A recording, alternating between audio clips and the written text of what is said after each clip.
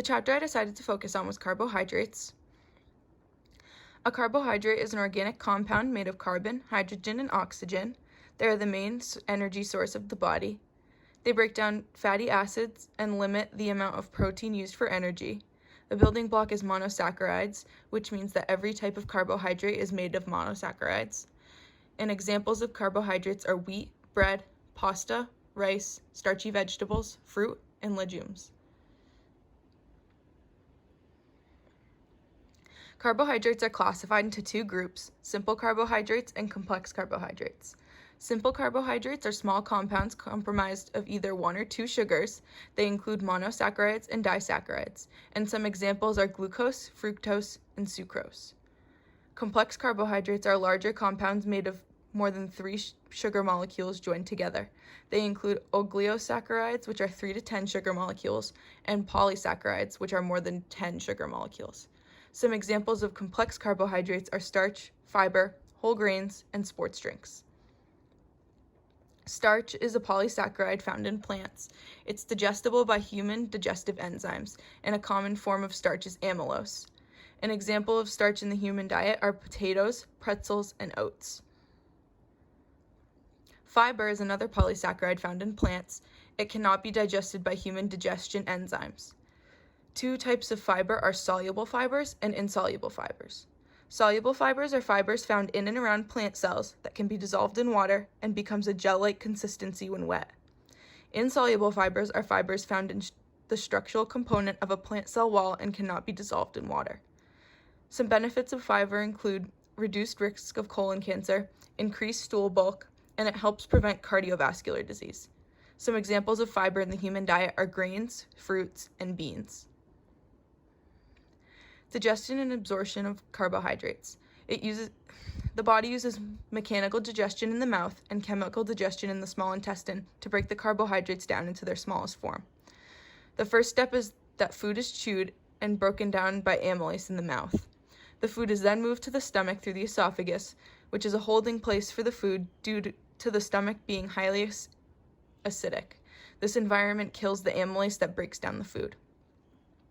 The broken down food is moved to the small intestine, where monosaccharides are picked up by enterocytes on the villi on the side of the small intestine. The monosaccharides then move to the bloodstream through the capillaries next to the villi on the enterocytes. Glucose and galactose are absorbed using active transport, while fructose stays in the intestine a little longer before being absorbed. Glucose metabolism regulation. Glucose is an important substance that almost every cell needs. Regulation of glucose is tightly controlled to ensure glucose to the cells that need it. Normal blood glucose levels are from 70 to 100 milligrams per deciliter under fasting conditions. Transport proteins are used to move the glucose molecules into and around the cell.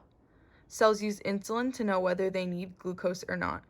Insulin is a regulator of glucose.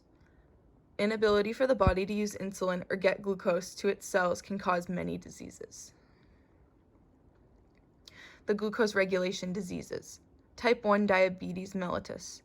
When glucose molecules don't have insulin to tell them where they need to go, and it causes a buildup of glucose in the blood and outside of the cells.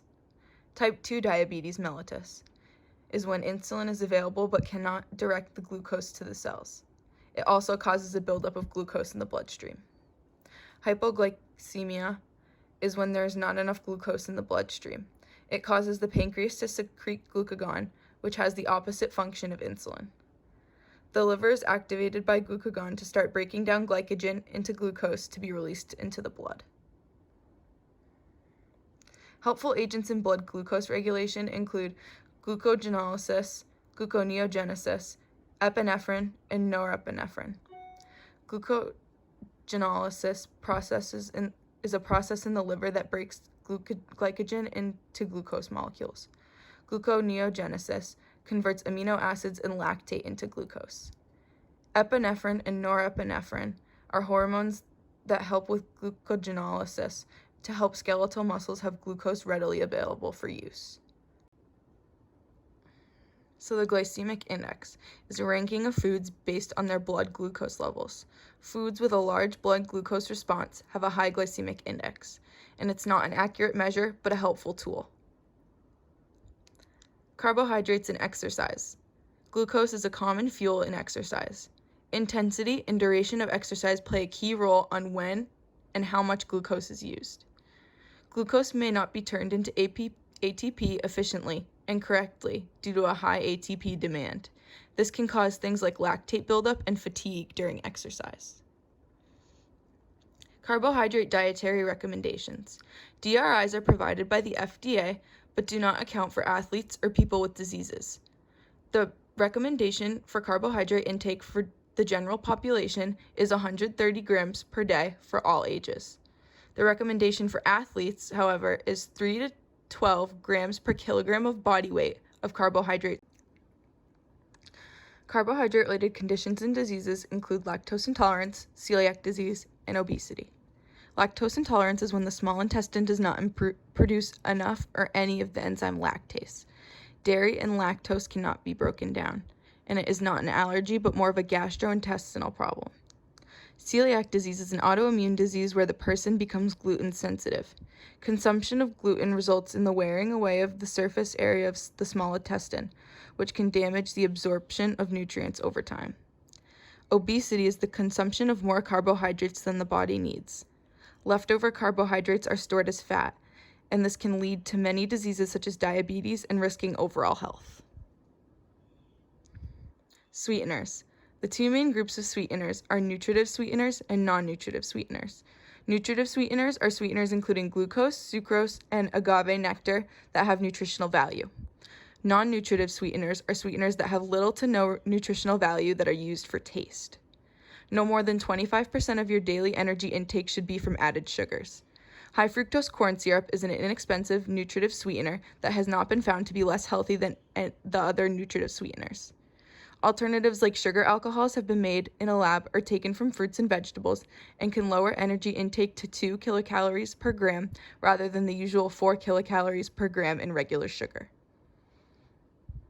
And that is it. Thank you for watching.